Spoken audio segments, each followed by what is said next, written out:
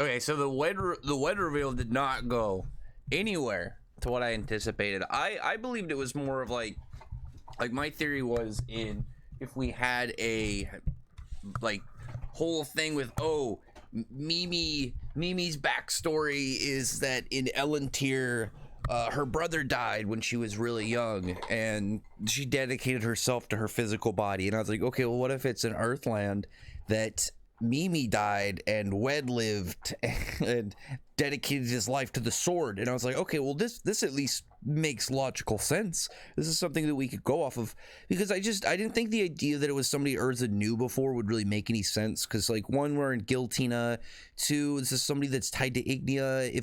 If whoever this was knew Erza, why would they not act like it? Like, clearly he only, like, the way that Wed spoke, it was as Erza through rumors and information, like secondhand, not like clearly having known her at one point. And then it's like, on top of that, it's like he's a sword master, so how would Erza not know about somebody that, you know, allegedly, if she knew them beforehand, that also is in the way of the sword? Because it'd be even weirder if it's like somebody that she knew and then like a year or so ago was like, I took up the sword and now I'm one of the best swordsmen in the world. It would just be such a big jump for them. But no, we get the reveal this chapter that Ignia is Wed's father, which is such a plot twist I didn't see coming at all. I didn't anticipate that. Like, even in the ideas of what I kind of like said, like, okay, well, this is what I think could happen with Wed. I didn't think that Wed was going to straight be Ignia's son. And also in that, I've seen some people like talking about like the whole fact his name, W-E-D, it stands for Warm Earth Dragon, which I'm curious to know in the Japanese text, like how the naming convention works out. I'm guessing it's one of those things where it's like, because technically it's just like a name switch, and then it, you know, in the Japanese lettering, and then it becomes the way it is. It's one of those ones where it's like, if you knew Japanese, this would make sense. And it's like, you know, someone like me, it's like I have like pretty much the most basic level. Maybe like if there was like basic level is 1, I have a level 2 out of whatever 50 levels or whatever of Japanese knowledge. But that's something I actually would like to look into, is just the stuff on them, because he says like warm at not hot because he's not a real dragon, which is, I'm guessing, is going to be the whole thing in there. But it's really interesting because Wed, one, it answers the question that has been existent in the series. If a dragon is in human form and hooks up with a human, does the child's, like, what happens to the child? How do they what do they result in? Because technically one of their parents is a dragon but in human form. And it's one of those things in Fairy Tail that we've had when it comes to like full form changes, that once you get to high enough levels, it seems to really impact it more so than just, oh yeah, you were transformed. You have something like, say, like the Aetherius, when they're in their books, they are, you know, they're essentially just made of magic. They're magic creations. But we know that, I hope that's not too loud with my dog chewing on his bone. Hand, Tor, come here. Give me that. Super loud over here. Come here, buddy. You have the fact that if they were still raw magic in connection, once face went off, they would just be erased. But once face was off, while they're in their human states, their, you know, humanoid forms, even with face active, even though they originate from magic, they were flesh and blood at that point. So it's like, okay, well, it counts as flesh and blood, even though magic is where they originate from. So it's the same thing similarly so far with, you know, a dragon parent in the human form. My belief is that he would still, like, it would explain like Wed's power, like why he's so powerful, because like it would just make sense if he's human, but he would be dramatically higher in capabilities than the average human physically and with magic. I think that just makes sense. But for now, it's like Wed also, like, I thought it was funny this chapter that it is now actually confirmed he's not the number 2. He's not Ignia's right hand. He's close. I mean, like, now he's number 3 out of the whole guilds. I guess he's 2 because it's like, if you don't count Ignia in it, because he's the guild master. But we got this new character in it, and I think that Ignia wanting to fight Erza, he literally just went and found another bone. Come here, hey, give me that guy. I think Ignia, I don't know, sorry, Wed wanting to fight Erza makes so much sense. Also, I'll give him, don't worry, I'll give him the bone back after the video. Wed wanting to fight Ignia, Erza makes so much sense because they are both people born from dragons. Like Erza, you know, her mother was pregnant with her before she became fully a dragon, but she was in her womb for hundreds of years while she was a dragon. So they're not the exact same, but they are people born of dragons, and I would assume that the technicalities between them are similar, just because it's clear that it's not like, oh, well, this is slightly different, so Erza or Wed was born with dragon capabilities. No, but it explains, it makes a consistent result of humans being born of dragons, in the specific that they come out as humans, that they are far more exceptional than regular people. Because at least from what we have so far, the two characters that were born from, you know, the influence of a dragon, we'll just say, because I would assume that, like, you know, the DNA of Ignia is still really strong, even if it's like, yeah, my, you know, his loads are transformed into human-like instead of dragon-like. I would assume they're still, you know, way more advanced than, you know, what you would expect from like a random dude. So with this, it makes a lot of sense, like I said, for Erza's opponent to be somebody in similar presentation as she is. But the difference is Ignia and his influence, it seems like Wed, I would guess that Wed and Ignia have known each other for a while. It doesn't seem to be like with August or August and Zareth, because he just straight calls him dad here, and Ignia is looking at him when he says it, so Ignia must know. I don't think that he is unaware. I think that would be pretty surprising, especially when we know that bloodlines smell similarly together. But here he's going for a couple attacks. I thought there was also some really interesting just general displays. This chapter had a lot of content. See, my dog is upset I took that bone from. You can have it back when I'm done, buddy. You're too loud for the video. This is a hype video. If we were talking about one of these random chapters where it's like Cobra hanging out with his girlfriend, I wouldn't care. Oh, fiance, sorry, Cobra. But this is actually super hype. So one of the things that Wed does is he goes for this slash, and it makes, I assume it's fire. I assume it's not just random air, but he goes for a swing. It's like a lighter flame, and in Erza, it doesn't seem to really be too much of a problem for it. Just kind of pushes her back. But then he goes for another one, and it's this darker fire. And the thing about that was really cool is he goes for this thrusting attack, and it's not like he does like a sword thrust and then his sword catches fire. He makes the fire, and then he like goes and thrusts his sword into it and stabs into it, which I think is actually really cool from just a visual standpoint. I wonder if that's like going to maybe be like tied to his weakness, like just because he's not a real dragon, he has some form of, oh yeah, I can't do X exactly with my fire. I have to use fire and then use my swordsmanship. Something like that, where he can't directly create fire, but he has to do it from his sword or something. Or I don't know. I like the idea that his sword can interact with fire differently. Like, it's not just like he's cutting fire. He can just, like, I don't know, put his sword in flames and then just clad it onto his sword. I think that'd be pretty sick. But after that, we get back to Ignia and Ferris, because Erza's getting throttled here. We see like her get hit by the attack, and it's not like some like super mega, we see the, you know, planetary beam Dragon Ball style. It's like you just see this massive pressure attack behind her.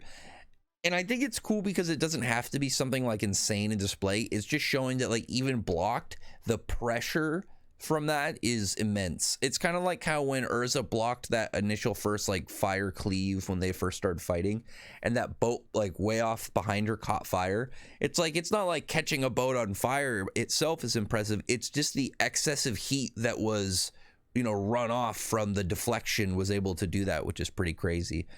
But he just seems to be pretty hyped up. He's saying like, you know, a fairy can never beat a dragon. He's like looking up at Ignia, being like, right, dad, come on, dad, I'm doing good. He's actually, well, his human form, he's shorter than Wed, I guess. But I mean, that's not really what he looks like, so he probably doesn't care.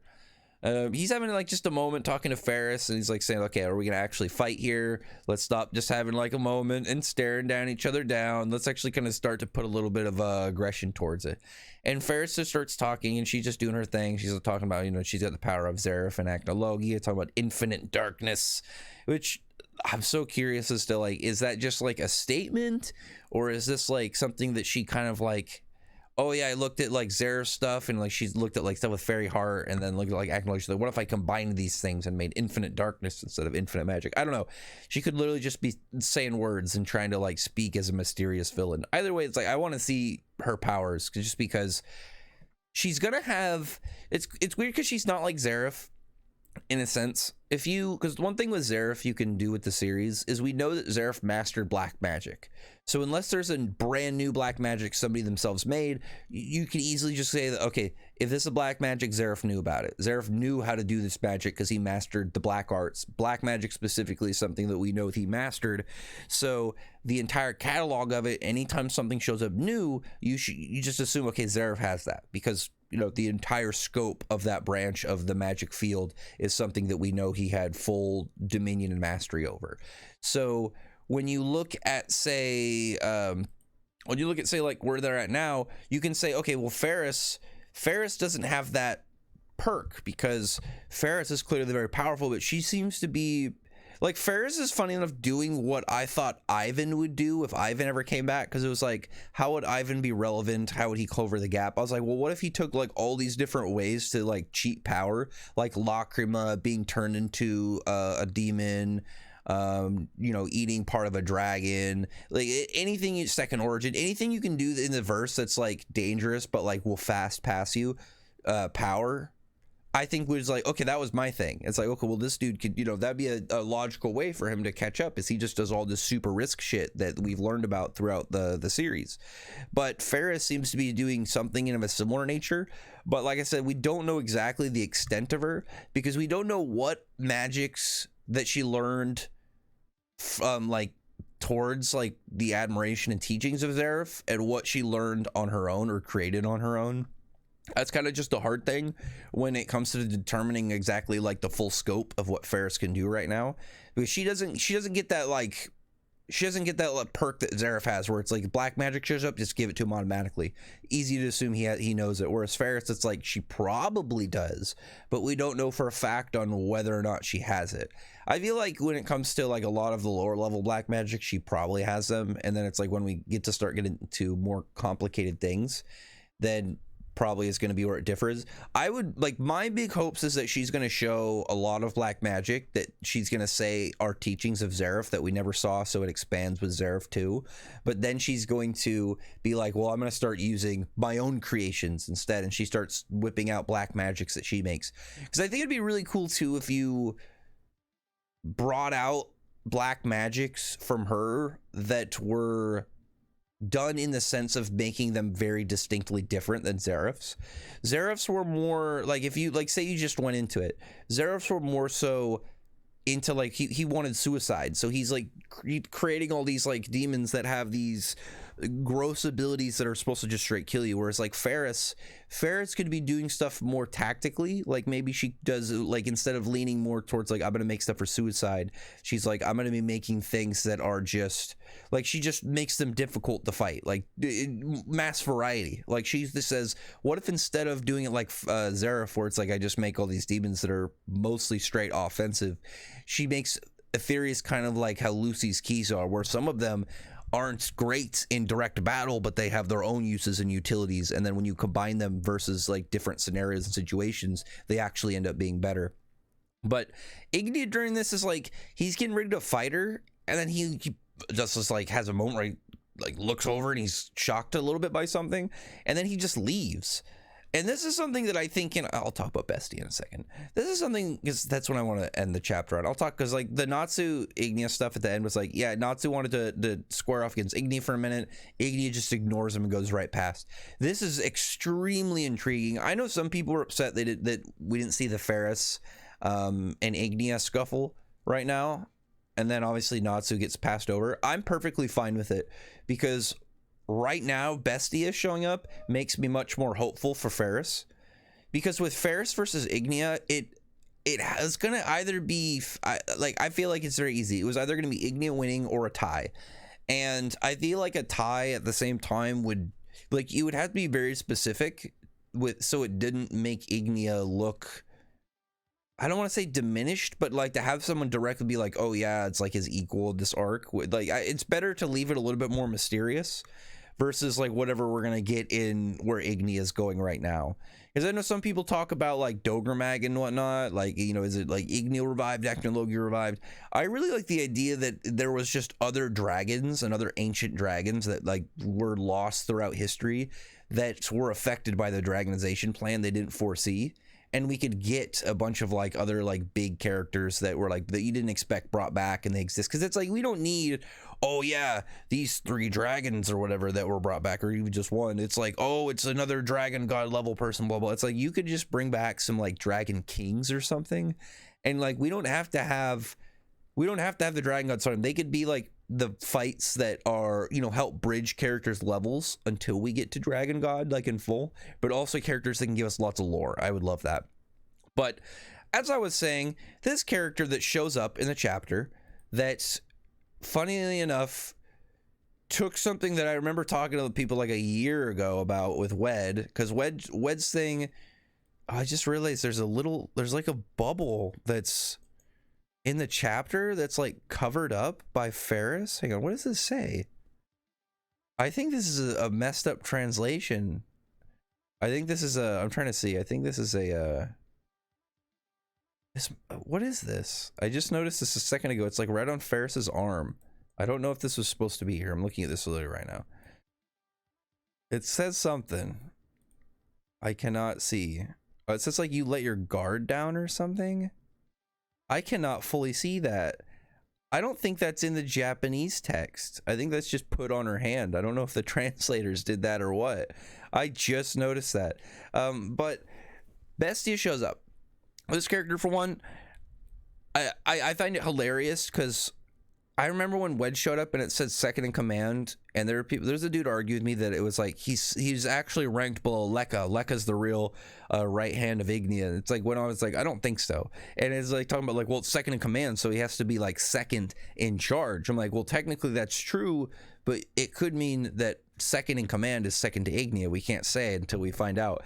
And it's like we actually did find out, and it's like right on one area, wrong on the other, because it's like Lekka is not the leader, it is this woman Bestia. And I'm guessing that Ignia, I'm guessing that Wed is number 3 because this is his mom. I genuinely think this is his mom. This is just what makes sense to me. Looking at this woman, she's got the sun tiara kind of thing. She's got like the crown of thorns, Jesus style, but with a sun on it. She was clearly human because it couldn't be Selene, because we know that Wed says that he was born to a human mother. So it has to be somebody that was originally human. I think that if it's somebody that is stronger than Wed, closer to Ignia than Wed's son, a human beforehand, I feel like this has to be Wed's mom. I feel like this logically, it's like if there's anybody that's going to be at this position, it's probably got to be whoever Ignia's wife is, or, you know, lover or whatever. And I think that's really cool. I like the, because it adds open more area to the story. Like, did Ignia meet her and like she was like a priestess of this church or a nun or something? Because we know the Fire God Castle is a thing. We don't know if it predates Ignia or where it came from. We don't really, maybe Ignia made it and she was a follower that he, you know, decided to hook up with or something. Like she was a really dedicated follower. There's so many like small questions all that got riddled into this one area that make it so intriguing. And on top of that, I know that some people, like I said, that they wanted to see Ferris and Ignia. I prefer this. I genuinely prefer this because, like I said, it gives Ferris a fight where she can win. Because with Ignia, I don't think that she could have won. I think the very best she could have done was a draw. And it would have had to been a draw won by plot kind of thing, where like she only gets the draw because of something happened that pretty much ended the fight prematurely. Whereas Bestia, I see Ferris winning this. I would be surprised if Ferris doesn't win this. This to me just feels like she's going to be a character. She's going to give a lot of lore. I think she's going to give us backstory and lore, but she is ultimately going to lose to Ferris. And it will be one of those ones where it's like her and Ferris are fighting. Ferris shows off. Bestia shows off. Maybe we get some backstory with Bestia. Bestia's winning, and then Ferris like really pops off, and she's like, "Okay, well, I have to pull out some scary stuff," and that's how she ends up defeating her. They even do like the classic they do the classic Dragon Ball meme. Like, she like teleports him out of there, and then she's like, oh, it's problematic for me to use my my magic in this environment, and then she like just takes him out, and Ferris just does not resist at all.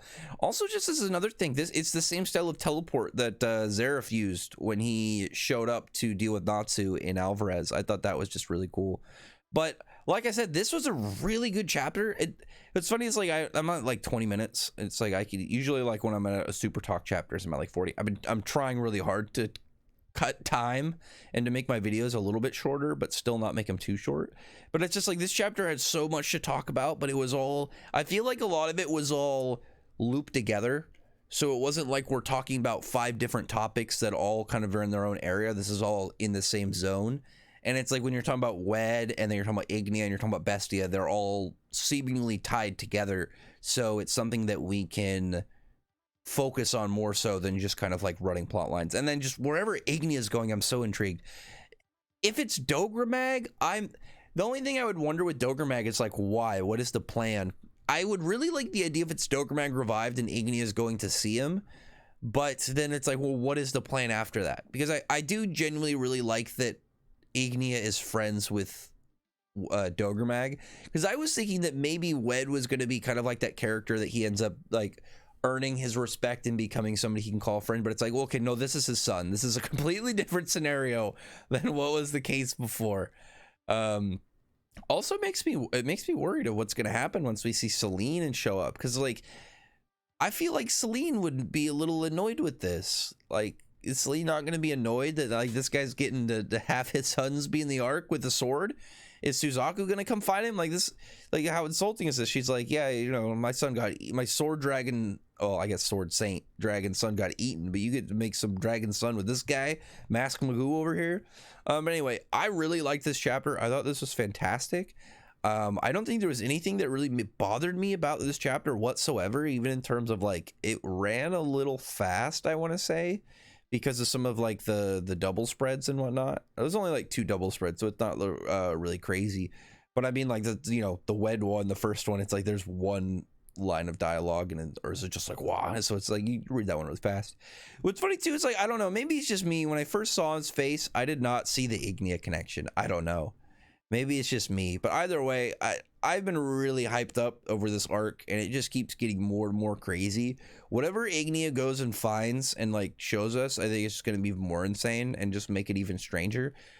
I can't wait to see this Bestia and Ferris fight, man. I want to see these two, a villain fight, like 2 villains fighting.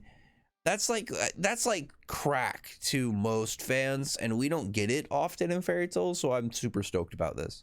This is going to be a lot of fun. But anyway, other than that, talk to you guys on the next one. We're going to be talking a lot about the content of this chapter. Don't worry, throughout the week. I've got a lot of stuff I want to make some videos on and talk about, because there's a lot, like I said. Because I mentioned, this is as a closing out, whatever Ignia is going to find, I feel like I'm going to be shocked on. Bestia's whole reveal, I was shocked on. And I did not see Ignia Wed being Ignia's son at all. I did not foresee that whatsoever. So for me, this was just like, you know, complete and total surprise after surprise throughout this chapter. And I'm all for it. But anyway, other than that, I'll talk to you guys later. Bye.